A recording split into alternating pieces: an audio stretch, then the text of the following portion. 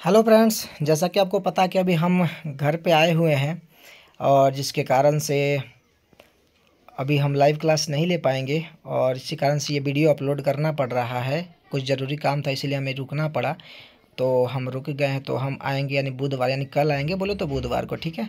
और बुधवार को आएंगे तो आपकी क्लासेस कंटिन्यू होगी। बुधवार को शाम में हम लोग मिलेंगे, ठीक है। तो अभी हम जो है ना आपको वीडियो के माध्यम से ही हम अभी आपको क्लास हम करवा पाएंगे, इसी कारण से वीडियो अपलोड भी कर रहे हैं अभी। तो चलिए आप लोग पढ़िएगा। पिछले क्लास में हम लोगों ने अपने चैप्टर को कंप्लीट किया था, तो आज जो है हम लोग अपने चैप्टर को यहाँ पर उसका ऑब्जेक्टिव हम देखने वाले और रिकॉर्डिंग के माध्यम से पहली बार रिकॉर्डिंग कर रहे हैं। कुछ इसमें त्रुटि होगी तो क्षमा कीजिएगा, ठीक है। चलिए वैसे देखते हैं भाई कि कैसे लोग करते हैं इससे। तो हमने सोचा भाई कि क्लास मिस नहीं होना चाहिए, तो हम लोग यहाँ पे ऑब्जेक्टिव इसको निपटा देते हैं, तो फिर अगले दिन जाएंगे तो चौथा नंबर चैप्टर जो ना वो शुरू हो जाएगा, ठीक है। तो चलिए सबको गुड इवनिंग सबसे पहले, और फिर मिलते हैं हम लोग कल मिलेंगे, ठीक है। तो चलिए तब तक हम लोग शुरू ऑब्जेक्टिव देख लेते हैं वीडियो के माध्यम से। तो सबसे पहला जो है ना आपके पास क्वेश्चन है, मुद्रा के प्रयोग से किसको लाभ हुआ है? उपभोक्ताओं को, उत्पादकों को, क एवं ख दोनों, या फिर इनमें से कोई नहीं?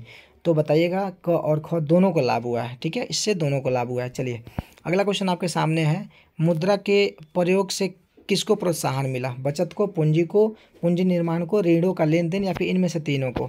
तो इनमें से तीनों को। Option number D is the right answer. क्या बाबू यहाँ पर option number D is the right answer. अगला क्वेश्चन आपके सामने है, इसको बताइएगा कि पूंजी का निर्माण किससे होता है? पूंजी का निर्माण किससे होता है?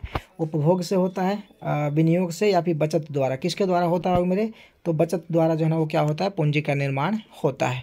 बचत के द्वारा पूंजी का निर्माण होता है। चलिए साख का अर्थ क्या होता है? चलिए बताइए साख का अर्थ क्या होता है?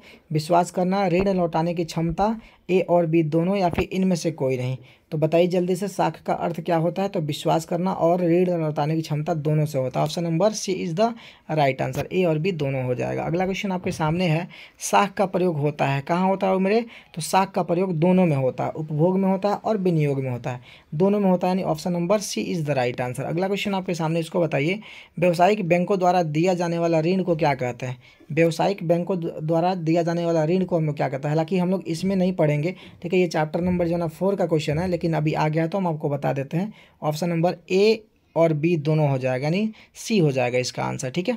चलिए अगला क्वेश्चन आपके सामने, इसको बताइएगा सब कोई मिलकर कि विनिमय की प्रारंभिक अवस्था में मनुष्य का व्यापार किस पर आधारित था? वस्तु विनिमय पर, या फिर मौद्रिक विनिमय पर, या फिर क एवं ख दोनों पर, या फिर इनमें से कोई नहीं? तो बताइए जल्दी से। Option number C is the right answer. क एवं ख, सॉरी बाबू मेरे, तो इसमें प्रारंभिक है ना, तो प्रारंभिक में बाबू मेरे वस्तु विनिमय पे था। किस पे था? वस्तु विनिमय पे था। Option number A is the right answer. अगला क्वेश्चन आपके सामने, इसको बताइएगा, मुद्रा वह है जो मुद्रा का कार्य करती है। मुद्रा वह है जो मुद्रा का कार्य करती है, ये किसने कहा था? ये परिभाषा किसने दिया था? तो हार्टले ब्रदर्स ने दिया था। हार्टले ब्रदर्स ने दिया था। Option number C is the right answer. अगला क्वेश्चन आपके सामने, इसको बताइएगा, मुद्रा की वैधानिक परिभाषा कितने दी? मुद्रा की वैधानिक परिभाषा कितने? तो प्रोफेसर नैप ने मुद्रा की वैधानिक परिभाषा जो है ना वो दी है। Option number C D is the right answer. Okay, चलिए अगला क्वेश्चन आपके सामने, इसको बताइएगा। सेशन चूँकि छोटा ही होगा, ज़्यादा लंबा सेशन नहीं होगा, क्योंकि हम तो बैक कैमरा है, तो इसी कारण से तो सेशन थोड़ा सा छोटा ही होगा, तो इसलिए परेशान नहीं होना है, वीडियो देख लेना है, ठीक है। तो चलिए मेरे दोस्त, मुद्रा के प्रमुख कार्य बताइए। मुद्रा के प्रमुख कार्य क्या हो जाएगा?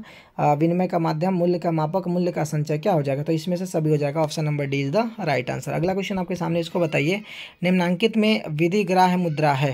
निम्नांकित में विधिग्राह्य मुद्रा कौन है? तो हुंडी है, चेक है, बैंक ड्राफ्ट है, या फिर नोट है? तो इसमें क्या हो जाएगा? Option number D is the right answer. इसमें हो जाएगा नोट और सिक्के हो जाएंगे, ठीक है। नोट और सिक्के हो जाएंगे, ठीक है। चलिए अगला क्वेश्चन आपके सामने, इसको बताइएगा, विनिमय का सर्वोच्चम माध्यम क्या है? विनिमय का सर्वोत्तम माध्यम क्या है? इसमें वस्तु है, चेक है, मुद्रा, फिर प्रतिज्ञा पत्र है? तो option number C is the right answer. इसमें क्या हो जाएगा? मुद्रा हो जाएगा। क्या हो जाएगा? मुद्रा हो जाएगा। अगला क्वेश्चन आपके सामने, इसको बताइएगा, मुद्रा वह धुरी है जिसके चारों ओर अर्थविज्ञान घूमता है। यह किस अर्थशास्त्री का कथन है? जल्दी से बताइए, यह किस अर्थशास्त्री का कथन है? जल्दी से बताइए। मुद्रा वह धुरी है जिसके चारों ओर अर्थविज्ञान जो है वो घूमता है। तो मार्शल का कथन है। किसका कथन है बाबू मेरे? मार्शन का कथन है। एक बार मिला लीजिएगा, अगर डाउट होगा तो कमेंट बॉक्स में कमेंट जरूर कीजिएगा, ठीक है। चलिए अगला क्वेश्चन आपके सामने, इसको बताइएगा कि निम्नांकित में किस मुद्रा में वहनीयता अधिक होती है। वहनीयता यानी प्रवाहित होने की क्षमता जो है ना, तो किस में होती है, तो पत्र मुद्रा में। किस में होती है बाबू मेरे, पत्र मुद्रा में। ठीक है, सबसे ज़्यादा प्रचलन में पत्र मुद्रा ही है। तो option number C is the right answer. अगला क्वेश्चन आपके सामने, इसको बताइए हमारे देश के किस मुद्रा को वैधानिक मान्यता प्राप्त है। तो हमारे देश के किस मुद्रा को वैधानिक मान्यता प्राप्त है, वस्तु मुद्रा, शाख मुद्रा, चेक या फिर सर पत्र मुद्रा। तो वैधानिक मुद्रा यानी संवैधानिक रूप से, मतलब कानूनी रूप से भैया हमारे कौन अभी ये प्रचलन में है, तो option number D is the right answer. पत्र मुद्रा जो है ना वो प्रचलन में है। अगला क्वेश्चन आपके सामने, इसको बताइए शाख पत्र कितने प्रकार के होते हैं। शाख पत्र बाबू मेरे कितने प्रकार के होते हैं, तो शाख पत्र जो है ना 8 प्रकार के होते हैं, लेकिन हम लोग को 6 ही पढ़ना था, हम लोग 6 ही पढ़े हैं। ठीक है, तो option number C is the right answer. चलिए अगला क्वेश्चन आपके सामने, इसको बताइए विनिमय के कितने रूप हैं। विनिमय के कितने रूप हैं, 2 हैं, 3 हैं, 4 या फिर 5। तो विनिमय के 2 रूप है सर। विनिमय के 2 रूप है, एक तो वस्तु विनिमय और एक मौद्रिक विनिमय। ठीक है, तो option number A is the right answer. अगला क्वेश्चन आपके सामने, इसको बताइए सबको मिलकर कि मुद्रा का प्राथमिक कार्य इसमें से कौन है। मुद्रा का प्राथमिक कार्य बाबू इसमें से कौन है, जल्दी से बताइए। मुद्रा का प्राथमिक कार्य कौन है बाबू मेरे, तो विनिमय का माध्यम, मूल्य का संचय, विलंबित भुगतान का मान, मूल्य का हस्तांतरण। तो इसमें जो है ना आप कह सकते हो इसमें सभी हो जाएगा। ठीक है, मुद्रा का प्राथमिक कार्य जो है ना विनिमय का एक माध्यम है। आप इसमें से, हालांकि ऑप्शन नंबर डी रहता सब, तो आप सब मार देते, लेकिन इसमें विनिमय का माध्यम आप कह सकते हो। Option number A is the right answer. अगला क्वेश्चन आपके सामने, इसको बताइएगा आधुनिक विश्व में उद्योग मुद्रा रूपी वस्त्र धारण किए हुए है। आधुनिक विश्व में उद्योग मुद्रा रूपी वस्त्र जो है ना धारण किए हुए हैं, यह कथन किसका है। प्रोफेसर मार्शल या फिर प्रोफेसर रविंसन या फिर प्रोफेसर अमर्त्य सेन या फिर प्रोफेसर पीगू। तो प्रोफेसर पीगू द्वारा जो है ये कहा गया। Option number D is the right answer. ठीक है, अगला क्वेश्चन आपके सामने, इसको बताइए यदि मुद्रा हमारी अर्थव्यवस्था का हृदय नहीं तो रक्त प्रवाह अवश्य। तो ये प्रोफेसर हार्टले बिट्स नहीं बिदर्स जो ना इनके द्वारा कहा गया। Option number C is the right answer. अगला क्वेश्चन, विनिमय का सर्वोच्च माध्यम क्या है। तो विनिमय का सर्वोच्च माध्यम जो ना वो क्या है बाबू मेरे, अपना मुद्रा है। विनिमय का सर्वोच्च माध्यम क्या है, मुद्रा। Option number D is the right answer. अगला क्वेश्चन आपके सामने, इसको बताना शाख का क्या अर्थ होता है। तो अभी हमने बताया था शाख का अर्थ क्या होता है। तो शाख का अर्थ जो है ना विश्वास या फिर ऋण लौटाने की क्षमता। तो इसमें जो है ना ऑप्शन नंबर ये ए और बी हो जाएगा, ए और बी हो जाएगा, ए एंड बी जो है ना ये दोनों हो जाएगा। ठीक है, ए और बी दोनों हो जाएगा। ठीक है, अगला क्वेश्चन आपके सामने, इसको बताना सबको मिलकर। ठीक है, अगला क्वेश्चन आपके सामने, इसको बताइएगा सबको मिलकर, जल्दी से फटाफट सबको मिलकर बताएंगे। अगला क्वेश्चन आपके सामने है, यस विनिमय का प्रारंभिक अवस्था में व्यापार किस पर आधारित था। तो मैंने अभी थोड़ा देर पहले आपको बताया था कि विनिमय के प्रारंभिक अवस्था में व्यापार जो है ना वो वस्तु विनिमय पर आधारित था। ऑप्शन नंबर किस क्या हो जाएगा, तो option number A is the right answer हो जाएगा। ठीक है, अगला क्वेश्चन आपके सामने, इसको बताइए प्राचीन काल में किस धातु का मुद्रा के रूप में सर्वाधिक जो है प्रयोग हुआ करता था।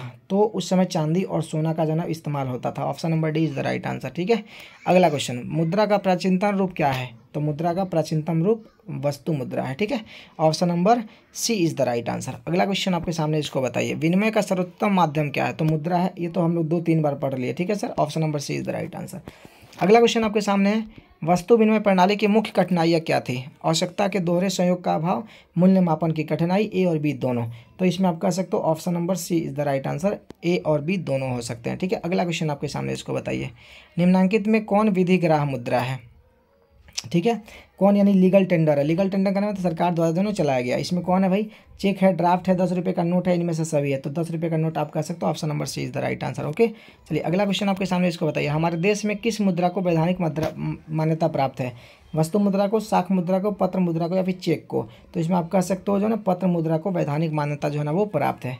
ऑप्शन नंबर कितना हो जाएगा इसमें, ऑप्शन नंबर आपका सी इज द राइट आंसर। ठीक है, अगला क्वेश्चन, तो यहाँ पर देखिएगा अगला क्वेश्चन बाबू मेरे ये है कि मुद्रा का प्राथमिक कार्य कौन सा है। तो विनिमय का माध्यम या फिर विनिमय का माध्यम आप कह सकते हो। Option number C is the right answer. ठीक है, अगला क्वेश्चन, आप ये अभी हम लोग ने पहले कर लिया तो इसको रिपीट हम लोग नहीं करेंगे। ठीक है, तो चलिए 30 क्वेश्चन हम लोग ने यहाँ पे कंप्लीट किया टोटल जो है 9 मिनट्स में बाबू मेरे। ठीक है, तो तब तक के लिए दीजिए विदा। इतना हम फिर आते हैं तो आपका क्लासेस जो है ना कंटिन्यू होगी। तो हम सोचे कि भाई छुट्टी करने से अच्छा है कि ऑब्जेक्टिव हम लोग निपटा लें, और ऑब्जेक्टिव हम लोग ने निपटा लिया तो फिर हम लोग कल जो है ना सीधे चैप्टर जो है ना नया शुरू करेंगे। ठीक है, तो क्लासेस जो है ना वो ड्रॉप नहीं होनी चाहिए। तो खैर कुछ ज़रूरी काम था, इसी कारण से हमें रुकना पड़ा था, तो उसके लिए सॉरी। फिर हम लोग मिलते हैं कल शाम में मिलेंगे। ठीक है, सुबह की क्लासेस कल नहीं होंगी। ठीक है, तो इसीलिए हम शाम में मिलेंगे। तब तक के लिए बाय बाय सबको, गुड नाइट, शुभ रात्रि। Okay, take care.